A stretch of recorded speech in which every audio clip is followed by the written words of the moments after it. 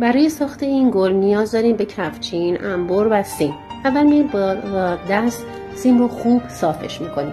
10 تا 20 سانت به علاوه قد گلدون جلو میریم، با انبر سیممون رو خم می‌کنیم و گردش می‌کنیم. این میشه مرکز گلمون. شروع می‌کنیم دور تا دور این دایره سیم رو تابوندن.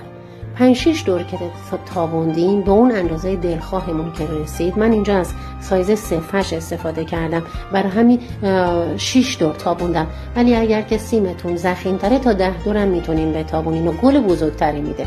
وقتی که به اون اندازه که دلمون میخواد رسید، با انبر شروع میکنیم به 7-8 یا همون زیگزاگ زدن. نیازی نیستش که حتما صاف و یک دست باشه، چون که میخوایم لبه های گل رو برامون تداعی کنه. وقتی یه خورده 7-8 زدیم دور کار میتابونیم، بعد دوباره شروع میکنیم همون عمل رو تکرار کردن. چند دور میتابونیم تا به اون اندازه دلخواهمون که رسید، که من اینجا 3 دور این کار رو انجامش دادم. میایم سیم رو قطع میکنیم، حلقه میکنیم و به گل وصلش میکنیم.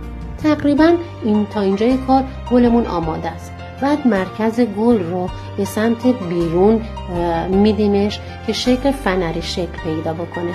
سخت نیست، تو هم بساز.